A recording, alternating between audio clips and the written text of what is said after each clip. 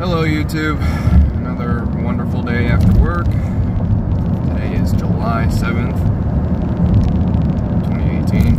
It's been quite a while since I made a video, a very long time since I uploaded anything. And I know I didn't hold my promise about doing gun tutorials and everything like that, but I've been ridiculously busy the past several months. Work damn near every day of the week, every night of the week, and what little time I have off, I'm normally either catching up on sleep or doing Uber on the side. Which, by the way, I found out that Uber is not really much of a bad gig around Knoxville. I actually get a pretty decent amount per night I do it, if I do it long enough. I mean, sometimes I make what I need within the first 6 hours. Sometimes I gotta work the full 12 before they tell me that I can't do it anymore. I should probably go get some sleep, which is understanding. But nonetheless, I want to try to do what the fuck is it called?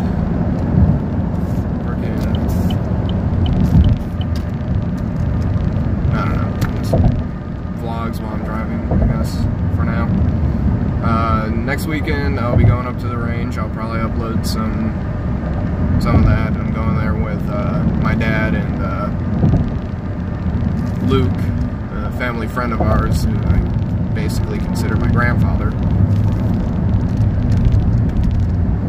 With, you know, how old he is. Him and my dad used to work at General Motors and together, and Luke retired before their plant closed back in, what was it, 2008, I think it was when the economy crashed. I can't remember. No, it was 2007 is when we moved down here. But yeah, he used to work at the same place my dad worked. He retired and moved down here to Tennessee. Good old Hickville, Tennessee. And we came down here and visited a few times. We lived in a cul-de-sac in, you know, the suburbs of Michigan, and it was stupid. It was just crazy. Like, we had... Okay. How's the politest way to put this? Okay, we had, Twiggy. I can't remember her name for the life of me. I know her as Twiggy. She obviously abused some sort of drug, either it was opiates or whatever the hell. But she was like 0% body fat, and frickin' everybody suspected her of breaking into houses and everything like that, and, you know, stealing whatever of which is value and everything like that. I mean, I didn't have a problem with her. I used to walk her son home from school every day, and she would give me like 20 bucks every week to do it. Like 20 bucks to walk the child home from school. Okay, cool. There was that. We had her, and she would constantly break into people's houses. And then we had White Trash Jill, or Fat Ass Jill. This woman didn't give a crap about what her kids were doing, but as soon as supper was ready, or whatever the hell, all we would hear is her yelling for her kids at stupid hours of the night, like 10, 11 o'clock at night, you know, freaking crap. What the hell were those kids' names? I can remember her name, but I can't remember anybody else's name. But she would just scream their names, and it's like, everyone's trying to sleep.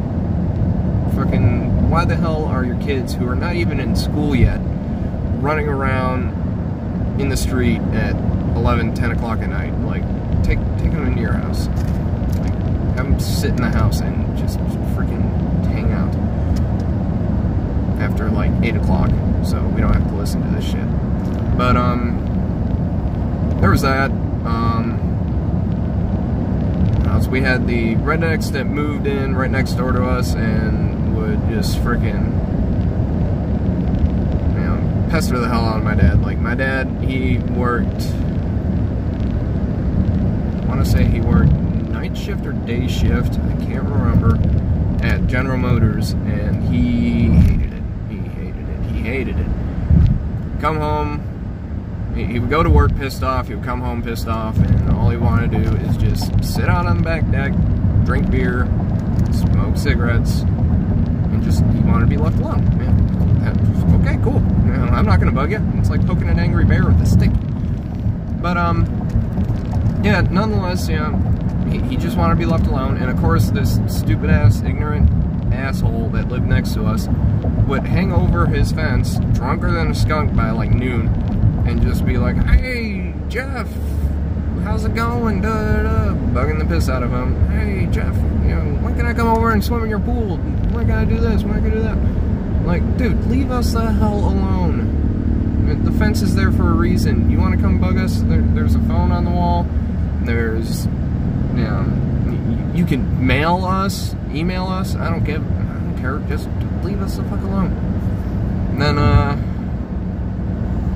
well, that's really the worst we had.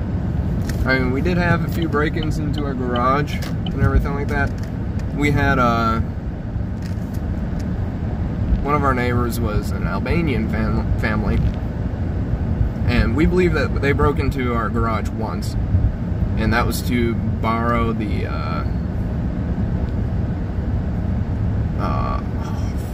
what the hell was it? Wow, I am drawing a blank here. I am tired. I just got off of work, so please excuse me. But he was borrowing one of my dad's tools or whatever, and the only reason why we knew that he broke in and used it was not because it was gone. It came back, but it was clean.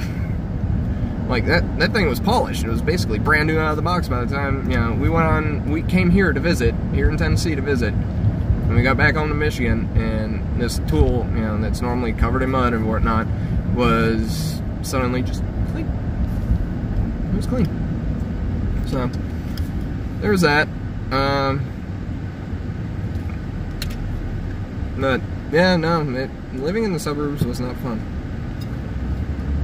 Jamie was, okay, so Jill, her youngest son, I can't remember what her daughter's name, they were both around the same age, they were way younger than me, and Jamie, this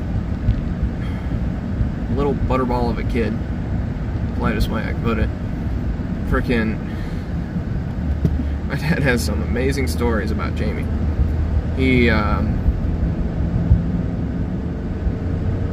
There was one time my dad was out mowing the lawn. I don't know what the hell it was, but Jamie had this huge fascination with lawnmowers. We don't know why, but whatever. You know, we figured if we lived there long enough and he got old enough, we could probably pay him to mow the lawn. Cool, whatever.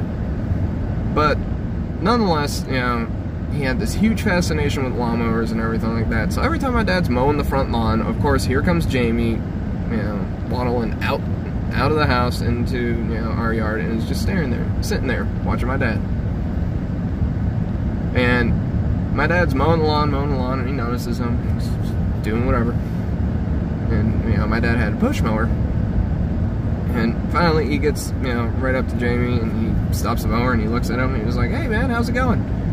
And Jamie just looks at him, and from what my dad says, which he's not really much of a bullshitter, sometimes he is, but from what my dad said is this kid has no shit let out the longest and loudest fart he has ever heard come from someone of that size, that if freaking Guinness World Records was there, they could probably claim it as a world record for someone of his age, because he was just, "Hey, what's up?"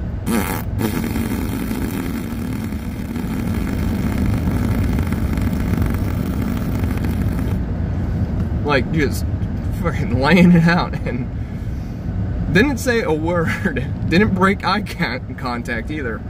And my dad was like, "Okay then," and he started up the mower and went back to work. And there was another time, this kid, he comes over, he goes in our backyard. At this time, we had a inflated pool.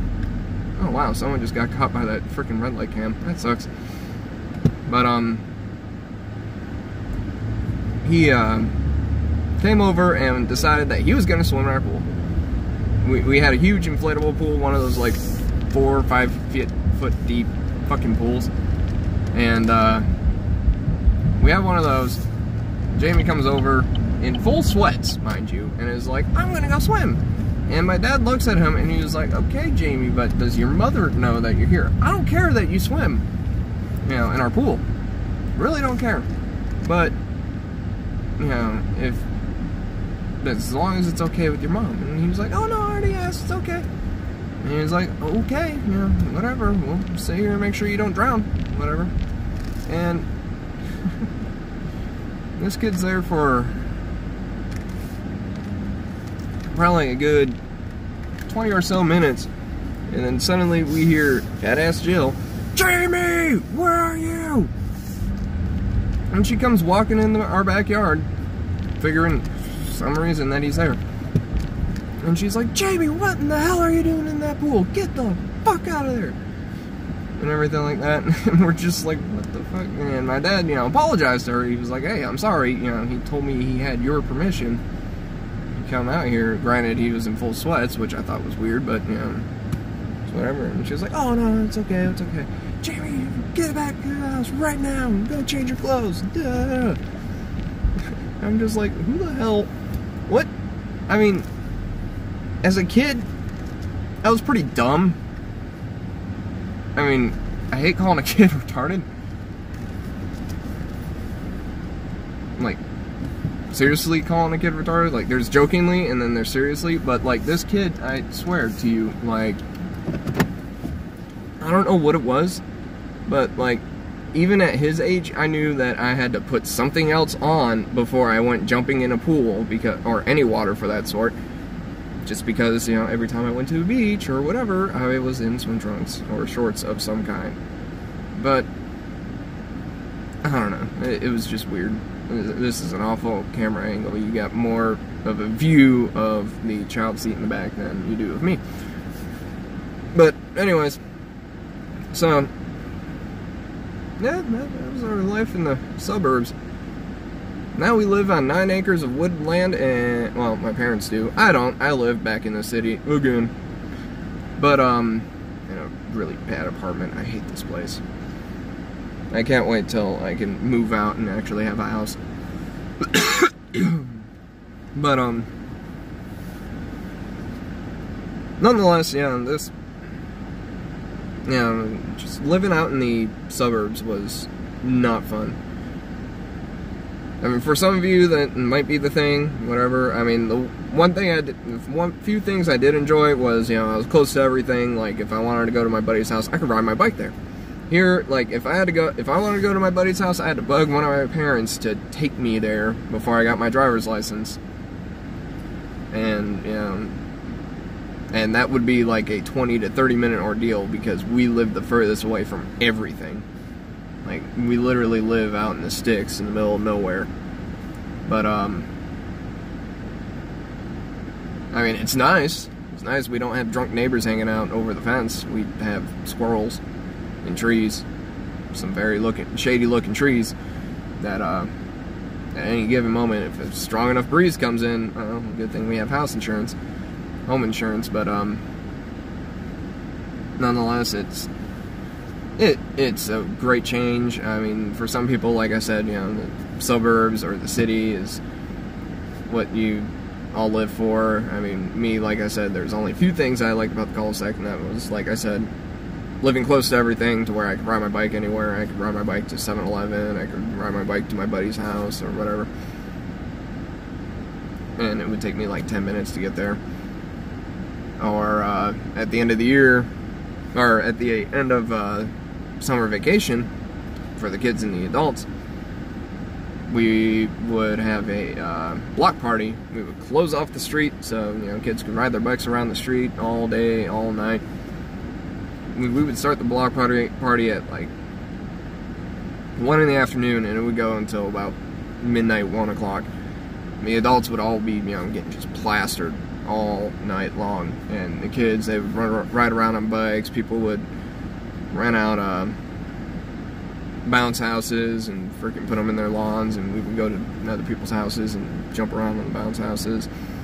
Or, you know, people would open up their backyards and have a trampoline, a huge ass pool or whatnot, and we'd go swimming and everything like that.